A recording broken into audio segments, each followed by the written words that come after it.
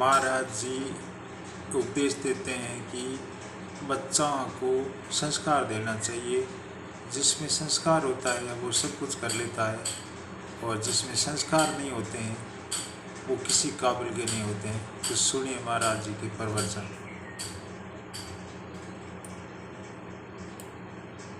धर्म में संस्कारों का बड़ा महत्व है। यदि संस्कारहीन हम हैं तो हमारा कोई अस्तित्व नहीं है, कुछ नहीं है। इसलिए हमारे जीवन में धन हो ना हो, संस्कार होने चाहिए। इसलिए अपने बच्चों को क्या देना मेरी माँ? पैसा बाद में देना, प्रॉपर्टी बाद में लिखना, पहले क्या दे देना? संस्कार दोगे तो पैसे देने की जरूरत नहीं पड़ेगी। संस्कार दोगे तो कमा के खाएगा, और पैसे दे दोगे, संस्कार नहीं दोगे तो सब उड़ा देगा, तुम्हारी आंखों के सामने बर्बाद कर देगा। पैसा कीमती है कि संस्कार? पैसा कीमती है कि टैलेंट? जोर से। संस्कार जरूरी, इसलिए पहला क्या चाहिए? संस्कार। आज स्कूलों में शिक्षा तो मिल रही है, संस्कार नहीं मिल रहे हैं। मैं हाथ जोड़ के कहूंगा भारतवासियों से, आप सभी से, बच्चों को स्कूल से तो शिक्षा मिल ही जाती है, आधा एक घंटे का समय निकालकर घर में ही बच्चों को संस्कार दिया करो। माँ बाप आपका ऐसा व्यवहार हो कि वो व्यवहार देख देख कर बच्चे आपसे ही सीखें।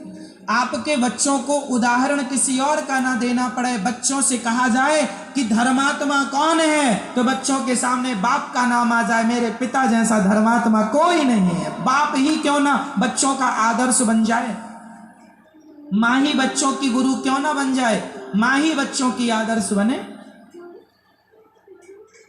बाप से ही प्रेरणा मिले बच्चों को करने की, उत्थान अपना कर लो।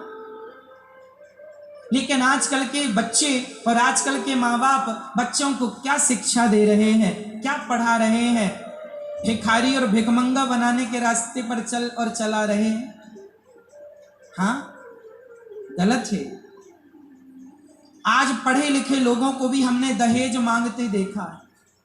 पढ़े लिखे लोग दहेज मांगते हैं, दहेज दे दो। अच्छा बताओ, आप लोग बड़े हो कि क्या भिखमंगा बनोगे? ससुर जी हमें गाड़ी दे दो।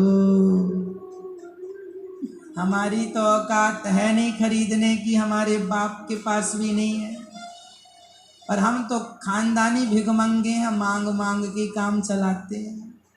कोई काबिलियत तो है नहीं, कोई गुण तो है नहीं, हमारे बाप ने कुछ सिखाया तो है नहीं कि हमें गुणवान बनाया हो, संस्कार दिया वो तो दिया नहीं। भिखमंगा बनाया तो भीख मांग लेते हैं। ससुर जी 4 चक्के की गाड़ी चाहिए, बड़ी वाली। ऐसे भिखमंगे भारत में बहुत मिल जाएंगे। आप हर गली मोहल्ले में 2-4 नजर आ जाएंगे। भरा है देश भिखमंगों से।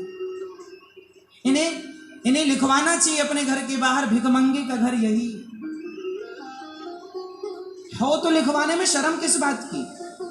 लिखवाओ। शर्म नहीं आई तुम्हें दहेज मांगने में? अरे तुम्हारी भुजाओं में पानी भरा है खून की जगह, क्यों नहीं कमा के अपनी गाड़ी की इच्छा पूरी करते? और जितना चादर हो उतना पांव पसारना चाहिए। मांगने से किसी का धन बढ़ता होता, सब धनवान हो जाते। मांगे से मरना भला, मत मांगो कोई भीख, बिन मांगे मौती मिले, यह सदगुरु की सीख। मर जाना अच्छा है पर मांगना अच्छा।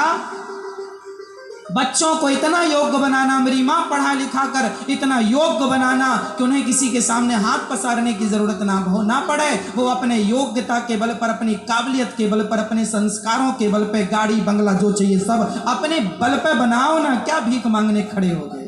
अरे शादी करके एक अच्छी लड़की लाओ, अच्छी दुल्हन लाओ, अच्छी बहू लाओ, संस्कारी लाओ। पैसा तो वैश्या भी कमा लेती है मांग मांग के, और तुम भी मांग रहे हो। इतना योग्य बनाओ अपने बच्चों को कि तुम्हारे यह बच्चे आज के बाद ये भिखमंगे ना पैदा करना। इससे अच्छा है ना ही पैदा करो। जननी जने तो भक्त जने, या दाता या सूर, या से तो बंध्या भली काहे गवावे नूर।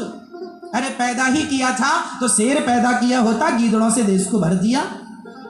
जहां देखो वहां भिखमंगे खड़े हैं मांगने के लिए। अभी चल रहा शादियों का सीजन, लोग रोज बोलियां लग रही हैं 10 लाख, 20 लाख, 25 लाख, 50 लाख। जो जितना बड़ा आदमी है उतना बड़ा मुंह फाड़ता। पता नहीं बांध के ले जाएगा घर में क्या करेगा। तुम्हारे जैसे भिखमंगों ने देश का नुकसान कर दिया। आज लोग बेटियां पैदा नहीं करते, पेट में ही मरवाने की कोशिश करते हैं, केवल इस चक्कर में कि बेटियां बहुत सारा खर्चा कराती हैं, दहेज इत्यादि देना पड़ता है। अरे दहेज की परंपरा ना होती तो बेटियां किसी बाप के लिए भार ना होती। भार तो वैसे भी नहीं है, पर दहेज के लिए माँ बाप को अपना घर भी बेचना पड़ता है। कितने बाप अपने घर मकान खेत को गिरवी रख देते हैं बेटियों के लिए। क्या यही रिश्ते हैं? क्या यही संबंध है? क्या यही तुम्हारी शिक्षा है? क्या यही तुम्हारे संस्कार हैं? अरे कब सीखोगे? 21वीं सदी आ गई, सोचे थे अब जाग जाएगा भारत, अब सीख लेगा भारत, लेकिन ये सीखने को तैयार नहीं है। 2021 आ गए, अभी भी भिखमंगे खत्म नहीं हुए, अभी भी दिनों दिन बढ़ते ही जा रहे हैं। तो मेरा सवाल माँ बाप से, पर तुमने बच्चों को क्या पढ़ाया? क्यों पढ़ाया है इतना सारा? जब भिखमंगा ही बनाना था तो तुमसे अच्छे तो वो भिखारी हैं जो मंदिर के बाहर मांगते हैं, बेचारे वो तो 10 रुपए 20 रुपए में संतोष कर लेते हैं। तुम्हें तो 50 लाख में भी संतोष नहीं हो रहा है, फिर भी बेटियों का गला दबा दबा के मार डालते हो, कैरोसिन डाल के आग लगा देते हो। कितनी नहीं घटनाएं घट रही अखबार में, टीवी में, आए दिन आप सुन लेंगे कि दहेज के नाम पर बेटी को जिंदा जला दिया जाता है। क्या मेरे भारत में बेटियों को जिंदा नहीं जलाया गया दहेज के लिए? जवाब दो, कौन है उनकी हत्या का जिम्मेदार? ये दहेज है। इसलिए दहेज नाम की बीमारी को हम सभी मिटा दें, और ये तब मिटेगी जब मेरा देश जागरूक हो जाएगा, समझदार हो जाएगा। संकल्प लो, अब नहीं लेंगे कभी। बच्चों को योग्यता दो, काबिलियत दो, पढ़ाओ लिखाओ, संस्कारी बनाओ। क्या भिखारियों की लाइन में खड़ा कर दिया? और गाड़ी वाड़ी अपने बल से खरीदा करो। ससुर की गाड़ी पर बैठे हो, किसी ने पूछा गाड़ी किसकी है? मेरी है। हाँ, तेरी नहीं है, तू ड्राइवर है। गाड़ी ससुर की गाड़ी तू आजकल चला रहा है, ड्राइवर बना है।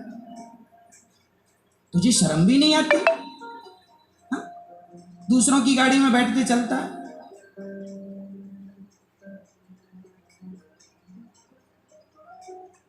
सवाल मेरा उस बाप से है, तुमने अपने बेटों को क्या संस्कार दिए, क्या सिखाया? भिखमंगा और बना दिया।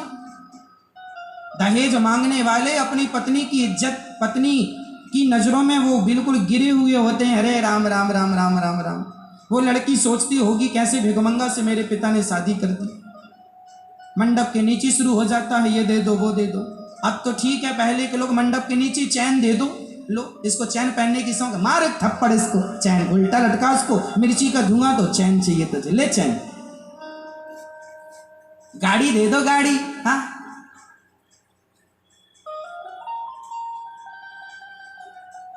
मतलब शर्म भी नहीं है। पढ़े लिखे हैं ये PhD किए बैठे हैं, और देखो मांग रहे हैं भिखारियों की तरह।